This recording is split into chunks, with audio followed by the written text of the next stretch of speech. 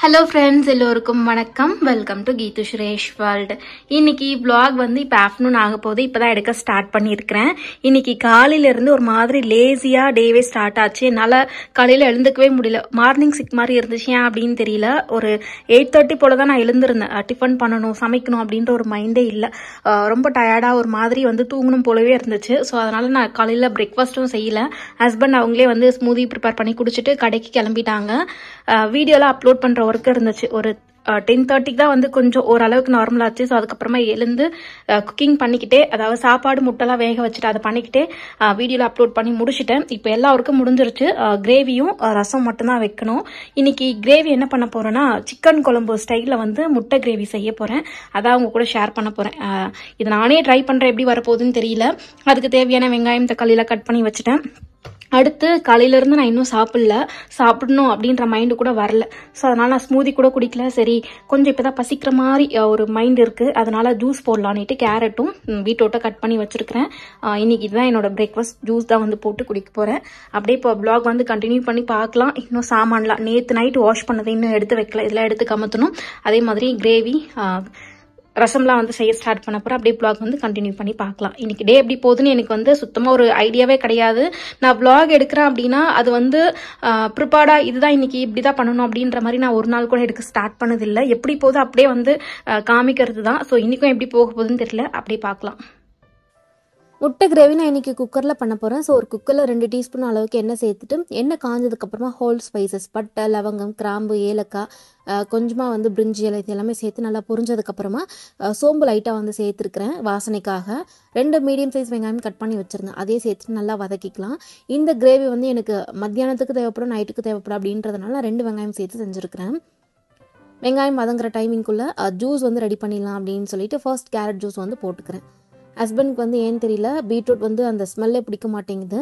So அதனால் அவருக்கு மட்டும் நான் கேரட் தனியாக போட்டு அரைச்சி கொடுத்துருவேன். எனக்கு வந்து கேரட் பீட்ரூட் 2 சேர்த்து வந்து அரைச்சி நான் வந்து எடுத்துக்குவேன். ஹீமோக்ளோபின் லெவல் வந்து ரொம்ப கம்மியாக இருக்கும் போது பீட்ரூட் இந்த மாதிரி கேரட் வந்து ஒரு நாள் விட்டு ஒரு நாள் நம்ம ஜூஸாக எடுத்துக்கிட்டோம் அப்படின்னா கொஞ்சம் வந்து நல்லா இன்க்ரீஸ் ஆகிறத கண்கூட வந்து பார்க்கலாம். திடீர்னு எனக்கு வந்து ஹீமோக்ளோபின் லெவல் ரொம்ப கம்மியாகிட்டு இருக்கு. 6% தான் இருக்குது.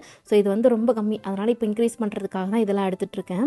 இங்கே வெங்காயம் எல்லாம் நல்லா வதங்கி வந்துருச்சு. ஸோ 1 டீஸ்பூன் அளவுக்கு இஞ்சி பூண்டு பேஸ்ட்டும், ஒரு சின்ன கைப்பிடி அளவுக்கு புதினாவும் சேர்த்துருக்கிறேன் வாசனைக்காக. தேவையான அளவுக்கு உப்பு, கொஞ்சமாக மஞ்சள் தூள் சேர்த்துட்டு நல்லா வந்து கலந்து விட்டுறேன்.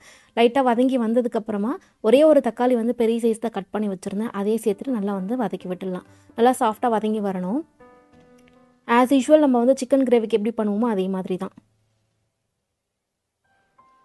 ஃபர்ஸ்ட் ஹஸ்பண்ட்க்கு வந்து கேரட் ஜூஸ் போட்டு ஃபில்டர் பண்ணதுக்கப்புறமா இப்போ எனக்கு வந்து பீட்ரூட் கேரட் சேர்த்து அரைச்சி ஃபில்டர் பண்ணி எடுத்து வச்சுட்டேன். இங்கே தக்காளி வெங்காயம் எல்லாமே நல்லா வதங்கி பச்சை வாசனை போயிடுச்சு. ஸோ இந்த ஸ்டேஜில் மசாலா ஐட்டம்ஸ் எல்லாம் சேர்த்துக்கிறேன். ஒரு 1/2 டீஸ்பூன் அளவுக்கு வெறும் மிளகாத்தூள், 1 டீஸ்பூன் வந்து வீட்டு மிளகாத்தூள், 1/2 டீஸ்பூன் கரம் மசாலா, 1/2 டீஸ்பூன் வந்து coriander powder, 1/2 teaspoon jeera powder, எல்லாமே 1/2 டீஸ்பூன் தான் சேர்த்துருந்தேன். சேர்த்துட்டு நல்லா கலந்துட்டு கொஞ்சமாக தண்ணி வந்து சேர்த்துறேன். ஏன்னா இந்த மசாலா வந்து கரிஞ்சிடாமல் இருக்கணும் அப்படின்றதுக்காக. ஸோ கொஞ்சமாக தண்ணி சேர்த்தாச்சு. இதோடைய பச்சை வாசனைலாம் போகட்டும். நமக்கு எவ்வளோ தண்ணி தேவையோ அதுக்கப்புறமா சேர்த்துக்கலாம். பச்சை வாசனை போயிட்டு நல்லா லைட்டாக எண்ணெய் பிரிஞ்சு வந்திருக்கு. இந்த ஸ்டேஜில் தேவையான அளவுக்கு தண்ணி வந்து சேர்த்துட்டு இன்னும் ஒரு கொதி வரட்டும் அப்படின்னு சொல்லி நான் வைக்க போகிறேன். அந்த கேப்பில் நான் ஃபில்டர் பண்ணியிருந்தேன் இல்லையா ஜூஸ், அதெல்லாம் வந்து தேன் சேர்த்து கலந்துட்டு பாட்டில் வந்து ட்ரான்ஸ்ஃபர் பண்ணி வச்சிட போகிறேன். தண்ணி வந்து கிரேவிக்கு கொஞ்சம் எக்ஸ்ட்ரா சேர்த்துருக்குறேன். எனக்கு இந்த லெவலில் இருந்தால் ஓகே. உங்களுக்கு வந்து கொஞ்சம் திக்காக வேணும் அப்படின்னா தண்ணி மட்டும் குறைச்சி சேர்த்துக்கோங்க. இந்த ஜூஸ் வந்து நம்ம சக்கரெல்லாம் சேர்க்காமல் எடுத்துக்கும் போது தான் ரொம்ப பெனிஃபிட்டாக இருக்கும். பட் எனக்கு அந்த ஸ்வீட்னஸ் லைட்டாகவாச்சும் இருக்கணும். ஏன்னா அந்த பீட்ரூட்டில் இரும்புச்சத்து ஸ்மெல் வந்து அவ்வளோவா அதிகமாக இருக்கும் இல்லையா. அதனால் கொஞ்சமாக தேன் மட்டும் சேர்த்து கலந்துட்டு இப்போது ஹஸ்பண்டுக்கு மட்டும் சின்ன பாட்டில் எப்பவும் கொடுக்குறதுல வந்து ஃபில் பண்ணி வச்சுட்டு அதிலே கொஞ்சம் தான் வந்துச்சு. எனக்கு மட்டும் பெரிய ஜக்கு மாதிரி. ஆக்சுவலாக இது மேசன் ஜாரில் வந்து ஊற்றி வைக்கிறேன். ஏன்னா நான் வந்து காலையிலேருந்து இன்னும் பிரேக்ஃபாஸ்ட் கூட சாப்பிடல இல்லையா. ஸோ இது எனக்கு ஃபுல்லாக குடித்தோம் அப்படின்னா தான் ஃபில்லிங்காக இருக்கும். அதனால் கொஞ்சம் நேரம் ஃப்ரீசரில் வச்சு சில்லுன்னு குடிக்க போகிறேன். சைடில் முட்டை வந்து வேக போட்டிருந்தேன். இந்த முட்டை வந்து நான் என்ன பண்ணிக்கிறேன்னா, சில வீடியோஸில் பார்த்து இது நல்லா வந்து ஷேக் பண்ணி வைக்கும் போது உள்ளவே நல்லா கலந்து வரும் அப்படின்ற மாதிரி. ஸோ நம்மளே இன்றைக்கி ட்ரை பண்ணலாம் அப்படின்னு சொல்லிட்டு ட்ரை பண்ணேன். கொஞ்சம் வந்து நல்லா மிக்ஸ் ஆகிருந்துச்சு. பட் என்னென்னா உள்ளே இருந்த அந்த மஞ்சக்கரு வந்து முன்னாடி வந்துட்டுச்சு போல இருக்குது. ஸோ வேகும் போது என்ன ஆயிருக்குன்னா லைட்டாக வந்து வெடிச்சிட்ருக்கு, பார்த்தீங்கன்னா தெரியும். டிப்ஸில் ஷேர் பண்ணலாம் தான் பார்த்தேன். பட் சரியாக வரல. இன்னும் 2-3 டைம் ட்ரை பண்ணி பார்த்துட்டு ஷேர் பண்ணணும். குழம்பு நல்லா வந்து கொதி வந்துருச்சு. ஸோ இந்த ஸ்டேஜில் கொஞ்சமாக கொத்தமல்லியும் ஃப்ரைட் ஆனியன்ஸ் இது டோட்டலாக ஆப்ஷனல் தான். பட் சேர்த்துக்கும் போது ரொம்ப நல்லாயிருக்கும். கிரேவிக்கு எல்லாத்துக்கும் நான் இப்போ வந்து சேர்த்துக்கிறேன். ஸோ அதனால் கொஞ்சமாக அதை சேர்த்துட்டு கலந்துட்டு வேக வச்சுருந்த முட்டை வந்து தோல் உரிச்சு வச்சுருந்தேன் இல்லையா, அதில் இந்த மாதிரி கீரல் போட்டு சேர்த்துக்கிறேன். அப்போ தான் நமக்கு அந்த மசாலா எல்லாம் உள்ளே இறங்கும். அதனால் குக்கர் மூடுறதுக்கு முன்னாடி கொஞ்சமாக நெய் சேர்த்துட்டு மூடி வச்சிடுறேன். மீடியம் ஃப்ளேமில் 2 விசில் விட்டு எடுத்துக்கலாம்.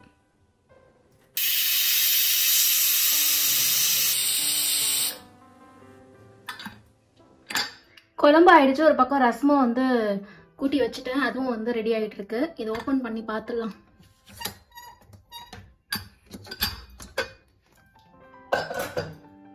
சூப்பராக வந்திருக்கு. கிட்ட காட்டுறேன். கிரேவி வந்து பார்க்கவே டெம்டிங்காக சூப்பராக இருக்குது. இதில் நம்ம ஃப்ரைட் ஆனியன்ஸ் வந்து சேர்த்துருக்கோம் இல்லையா, அதோட வாசனை அவ்வளோ சூப்பராக வந்து என்ஹான்ஸ் பண்ணி கொடுக்குது. இது வரைக்கும் நீங்கள் அந்த மாதிரி ட்ரை பண்ணலாம் அப்படின்னா கண்டிப்பாக ட்ரை பண்ணி பாருங்கள். ஜஸ்ட்டு வெங்காயத்தை நம்ம ஆயிலில் போட்டு ஃப்ரை பண்ணி எடுத்து வச்சிட்டோம் அப்படின்னா இந்த மாதிரி கிரேவி சிக்கன் ஃப்ரைலாம் பண்ணும்போது கூட சேர்த்து அவ்வளோ டேஸ்ட்டாக இருக்குது. அதனாலே நான் வந்து ஃப்ரை பண்ணி வச்சுருக்கிறேன். எனக்கு குழம்பு வந்து இந்த அளவுக்கு கொஞ்சம் தண்ணியாக இருந்தால் ஓகே. உங்களுக்கு இன்னும் திக்காக வேணும் அப்படின்னா தண்ணி மட்டும் குறைச்சிக்கோங்க. எனக்கு இந்த அளவுக்கு தான் வேணும். ஸோ அதனால் வச்சுருக்கிறேன். சூப்பரான முட்டை குழம்பு ரெடி ஆயிடுச்சு. கொஞ்சமாக மேலே கொத்தமல்லி தழை வந்து தூவிக்கிறேன். இங்கே ரசமும் வந்து ரெடி ஆயிடுச்சு. லைட்டாக பொங்கி வருது. நான் ஸ்டவ் ஆஃப் பண்ணிடுறேன். ஸோ எனக்கு சமையல் வந்து முடிஞ்சிருச்சு. இன்றைக்கி மெனு வந்து முட்டை குழம்பு, ரசம், ரைஸ், அவ்வளோதான். அப்பளம் வந்து கொஞ்சமாக பொரிக்க போகிறேன். என்னோட சமையல் வந்து இப்போ முடிஞ்சிருச்சு. 40 மினிட்ஸ்க்குள்ளே வந்து முடிச்சிட்டேன். இந்த கிரேவி இருக்கு இல்லையா, அந்த முட்டை குழம்பு வந்து நம்ம ஒரு 15 to 20 மினிட்ஸ்க்குள்ளே வந்து முடிச்சிடலாம். முட்டை வேக போட்டுட்டு காயெல்லாம் அரிஞ்சு ஒரு பக்கம் நம்ம தாளிச்சு விட்டு அதுக்குள்ளே அந்த முட்டை வெந்துட்டுருக்கும். அதை எடுத்து போட்டு விசில் விட்டோம் அப்படின்னா ரெடி ஆகிடும். ஸோ குயிக்காக வந்து முடிஞ்சிடும். ட்ரை பண்ணி பாருங்கள். இதுக்கப்புறமா ஃப்ரெஷ்அப் ஆகிட்டு வந்துட்டு சாப்பிட்ணும்.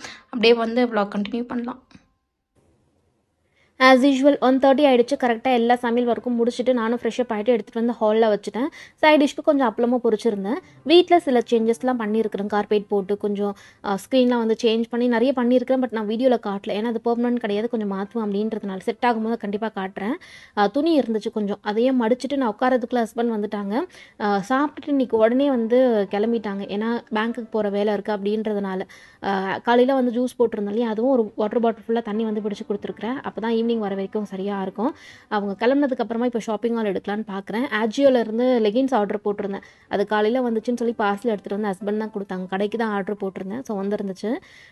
இந்த மாதம் ஃபுல்லாக ஷாப்பிங்காக இருக்கே. ஏன் அப்படின்னா சிட்டு வந்து முடிஞ்சிருச்சு. ஸோ இந்த மாதம் எனக்கு வந்து கொஞ்சம் பட்ஜெட் இருந்ததால் என்னென்ன தேவையோ அது எல்லாமே வாங்கிட்டு இருக்கிறேன். ஃபர்ஸ்ட் இந்த லெகின் தான் வாங்கினேன். கிட்டத்தட்ட நான் இந்த ஆங்கிள் லென்த் வாங்கி 3 இயர்ஸ் ஆகிடுச்சு. ஒரே பேண்ட் தான் 3 இயர்ஸாக போட்டுட்ருந்தேன். இன்னொன்று இருக்கும், அது வந்து லோக்கல் தான். பட் அது வந்து 1 இயரில் போயிடுச்சு. ஸோ அதனால் அவேசாலேயே வந்து இப்போது ஆங்கிள் லென்த்தில் ஒன்று வாங்கிட்டேன். இது மட்டும் கொஞ்சம் ரேட் ஜாஸ்தியாக தான் இருக்கும். 350 வந்துச்சு அப்படின்னு நினைக்கிறேன். அடுத்து ஷிம்மர் லெகின்ஸ்லாம் இப்போ ரொம்ப ட்ரெண்டாக போயிட்டுருக்கு. நான் இது வரைக்கும் ட்ரை பண்ணதில்லை. அது வந்து ஸ்கின்னோட ரொம்ப ஒட்டிக்கிற மாதிரி எனக்கு ஒரு ஃபீல் ஆகுது. பட் ஸ்டில் இருந்தாலும் இப்போது அனார்கலி குர்த்திக்கு இல்லை ஒரு சிலதுக்குலாம் வந்து நம்ம பேர் பண்ணலாம். கீழே இருக்கும்போது பார்க்குறதுக்கு நல்லா இருக்குது. அதனால நானுமே ட்ரை பண்ணலான்னு சொல்லிட்டு பிளாக் கலர் ஷிம்மர் வந்து வாங்கியிருந்தேன். இதோடைய எம்ஆர்பி ப்ரைஸ் வந்து 700 போட்டிருக்காங்க. பட் நான் வாங்கினது 220, 230 அந்த ரேஞ்சுக்கு தான் வாங்கியிருந்தேன். நைட் டைமிங்கில் வந்து ஆஜியோவில் செக் பண்ணி பாருங்கள். அப்போ தான் ரேட் நல்லா குறையுது. நிறைய சைஸும் கரெக்டாக வந்து கிடைக்குது. நல்ல ஆஃபரும் போடுறாங்க. அடுத்து இந்த ஸ்கின் கலர் நான் வந்து இன்னும் கொஞ்சம் டார்க்காக இருக்கும்னு நினச்சேன். பட் ரொம்ப வந்து லைட்டாக இருந்துச்சு. கண்டிப்பாக நான் இதை வந்து ரிட்டன் தான் போடுவேன் அப்படின்னு நினைக்கிறேன். அதே டைமிங்கில் நான் இது எல்லாமே எஸ் சைஸ் தான் ஆர்டர் போட்டிருந்தேன். பிளாக் ஒயிட் எல்லாமே பர்ஃபெக்டாக இருந்துச்சு. பட் இந்த ஸ்கின் கலர் வந்து எனக்கு சுத்தமாக செட்டே ஆகலை. ரொம்ப டைட்டாக இருந்த மாதிரி இருந்துச்சு. அதனால் எனக்கு வந்து அவ்வளோ கம்ஃபர்டபுள் இல்லை. எதுக்கு நம்ம வச்சுக்கலாம் அப்படின்னு பார்த்தேன். அனார்கலிலாம் போடும்போது போட்டுக்கலான்னு. அதுக்கப்புறம் போட மாட்டோம், எதுக்கு வேஸ்ட் அப்படின்னு சொல்லிட்டு ரிட்டர்ன் பண்ணலாம் அப்படின்னு முடிவு பண்ணிட்டேன். அடுத்து இன்னொரு கலர் என்ன ஆர்டர் போட்டிருந்தேன்னா ப்ளூ கலர். நான் நேவி ப்ளூ அப்படின்னு நினச்சேன். பட் வந்து கொஞ்சம் லைட்டாக வந்திருக்கு. இது வந்து எனக்கு எல்லா ட்ரெஸ் கூடயும் அந்த அளவுக்கு மேட்ச் ஆகாது. ஸோ நான் இதுவும் ரிட்டன் தான் பண்ணணும். இதுவும் எஸ் சைஸ் தான் ஆர்டர் போட்டிருந்தேன். இதுவும் கொஞ்சம் வந்து டைட்டாக இருந்த மாதிரி தான் இருந்துச்சு. பிளாக் அந்த ஒயிட் வந்து அவ்வளோவா டைட்டாக இல்லை, கரெக்டாக இருந்தது. பட் இந்த 2 பேண்ட்டும் டைட்டாக தான் இருந்துச்சு. டோட்டலாக 4 பேண்ட் வாங்கியிருந்தேன். பட் 2 தான் வச்சுக்க போகிறேன். 2 வந்து ரிட்டன் பண்ண போகிறேன். குவாலிட்டி எல்லாமே ஓகே, நல்லாவே இருந்தது. உங்களுக்கு வந்து கொஞ்சம் டைட்டாக இருந்தாலும் கம்ஃபர்டபுள் அப்படின்னா நீங்கள் வந்து கண்டிப்பாக அந்த சைஸ் வந்து போட்டுக்கலாம். பட் எனக்கு அவ்வளோ கம்ஃபர்டபுள் இல்லை அப்படின்னு சொல்லிட்டு ரிட்டர்ன் பண்ணிட்டேன். ரிட்டன் எல்லாமே வந்து அந்த ப்ராசஸ் எல்லாம் முடிச்சுட்டு ஹஸ்பண்டோடைய ஷர்ட்லாம் அயன் பண்ண ஸ்டார்ட் பண்ணிவிட்டு லேசி டேவாக ஆரம்பிச்சிது. லாஸ்ட்டில் எனக்கு வந்து பெண்டு கலண்டு போச்சு. ஏன்னா அயனிங் வந்து நான் ஸ்டார்ட் பண்ணேன் அப்படின்னா சாலிடாக ஒரு 2 to 3 hours ஆகிடும். அவ்வளோ ஷர்ட்ஸ் இருக்கும், எல்லாமே அயன் பண்ணி வைக்கணும். இன்றைக்கும் அதே மாதிரி தான். ஸோ வந்து ஸ்டார்ட் பண்ணிவிட்டு என்னோட தலையெல்லாம் கொஞ்சம் கண்டுக்காதீங்க. ஃப்ரெஷ்ஷப் ஆகிட்டு அப்படியே வந்து உட்காந்துட்ருக்கிறேன். ஒரு மாதிரி லேசியாக இருந்தால் நான் வந்து ரெடி ஆக மாட்டேன், அப்படி தான் இருப்பேன். ஈவினிங் போல் தான் வந்து ரெடி ஆகும். அந்த மாதிரி தான் ஷர்ட்லாம் வந்து அயன் பண்ண ஸ்டார்ட் பண்ணிட்டேன்.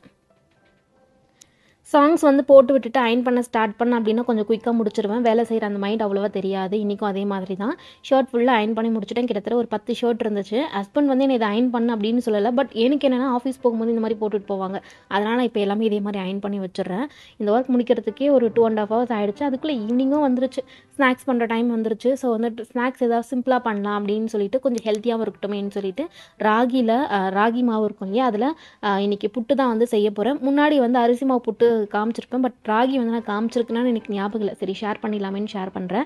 ஒரு சின்ன கப் அளவுக்கு ராகி மாவு எடுத்துருக்கிறேன். கொஞ்சமாக உப்பு, கொஞ்சமாக தண்ணி சேர்த்து நல்லா வந்து இந்த மாதிரி கலந்து விட்டுறேன். நம்ம கையில் வந்து நமக்கு பிடிக்கும் போது நல்லா டைட்டாக இருக்கணும், திரும்ப உதிர்த்து விடும்போது நல்லா நமக்கு அப்படியே லூஸாக இருக்கணும். அந்த மாதிரி அளவுக்கு நம்ம தண்ணி சேர்த்து இதை மிக்ஸ் பண்ணிக்கணும். இது வீட்டில் அரைச்ச ராகி மாவு தான். அத்தை வந்து கம்பு சேர்த்து அரைச்சிருக்கிறாங்க, இன்னும் வந்து ஹெல்த்தியாக இருக்கும். இப்போ இன்னும் லாஸ்ட்டாக கொஞ்சம் தண்ணி தேவைப்பட்டுச்சு, சேர்த்து மிக்ஸ் பண்ணியாச்சு. கையில் பிடிக்கும்போது நல்லா வந்து நமக்கு பிடிக்கும், அதே டைமில் உதிர்த்து விடும்போது கரெக்டாக வருது பாருங்கள். இந்த மாதிரி மிக்ஸ் பண்ணதுக்கப்புறமா நான் இன்றைக்கி இட்லி பாத்திரத்தில் தான் இதை வந்து வேக வைக்க போகிறேன்.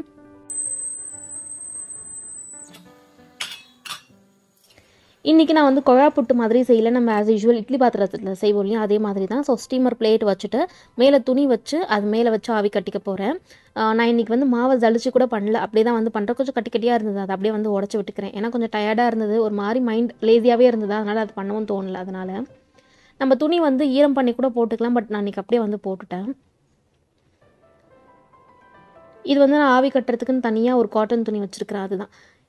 இப்போ மூடி வச்சுட்டு ஒரு 10 நிமிஷம் நம்ம ஸ்ட்ரீம் பண்ணி எடுத்தோம் அப்படின்னா நமக்கு புட்டு ரெடி ஆகிடும். கரெக்டாக ஒரு 10 நிமிஷத்துலேயே நமக்கு வந்து கண்டிப்பாக ரெடி ஆகிடும். நடுவில் வந்து செக் பண்ணி பார்த்துக்கோங்க. நான் வந்து செக் பண்ணி பார்த்தேன், கொஞ்சம் வேகிறதுக்கு டைம் எடுத்துச்சு. இன்னும் ஒரு 2 நிமிஷம் போல் டைம் கொடுத்து அதுக்கப்புறம் நான் ஓப்பன் பண்ணி பார்த்தேன், நல்லா வெந்துட்டு இருந்துச்சு.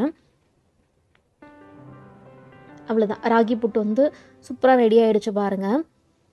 ரொம்ப வந்து ஹெல்த்தியும் கூட, குயிக்காக செஞ்சு முடிச்சிடலாம். இதெல்லாம் பண்ணுறதுக்கு ரொம்ப டைம் எடுக்காது. ஜஸ்ட்டு நம்ம தண்ணி போட்டு மிக்ஸ் பண்ணி ஆவி கட்டி எடுக்க போகிறோம், அவ்வளோதான். இதுவே கொழா புட்டில் செய்கிறோம் அப்படின்னா கொஞ்சம் அதெல்லாம் ஃபில் பண்ணி செஞ்சு எடுக்கணும். பட் இது வந்து எவ்வளோ பேருக்கு நம்ம குவான்டிட்டி செஞ்சாலும் இட்லி பாத்திரத்தில் வச்சு நம்ம ஸ்டீம் பண்ணி எடுத்துக்கலாம். அப்படியே சூடாக சாப்பிடணும்னு தோணுச்சு, அதனால் நான் உடனே வந்து தேங்காயும் அதே மாதிரி நாட்டு சக்கரை சேர்த்து சர்வ் பண்ணிட்டேன். அதுக்குள்ளே ஹஸ்பண்டும் வந்துட்டாங்க. ஸோ அதனால் வந்து ஹாட் பாக்ஸ்லலாம் இந்த டைம் வந்து போட்டு வைக்கல. இன்கேஸ் கொஞ்சம் லேட்டாக வந்திருந்தாங்கன்னா ஹாட் பாக்ஸில் போட்டிருப்பேன். பட் ஹஸ்பண்ட் நான் இதை செஞ்சுட்டு இருக்கிறதுக்குள்ளே வந்துட்டாங்க. இன்றைக்கி கொஞ்சம் சீக்கிரமாக வந்துட்டாங்க, அதனால் உடனே சர்வ் பண்ணிட்டேன். கொஞ்சமாக துருவின தேங்காயும் நாட்டு சக்கரை வந்து சேர்த்து நான் இதை சர்வ் பண்ணுறேன். நாட்டு சக்கரைக்கு பதிலாக நீங்கள் வெல்லம் கூட வந்து இடித்து சேர்த்துக்கலாம், அப்படின்னா நார்மல் சக்கரை கூட சேர்த்துக்கலாம். அவ்வளோதான், ஒரு ஹெல்த்தியான ஸ்நாக்ஸ் வந்து ரெடி ஆகிடுச்சு. கண்டிப்பாக நீங்களும் ட்ரை பண்ணி பாருங்கள்.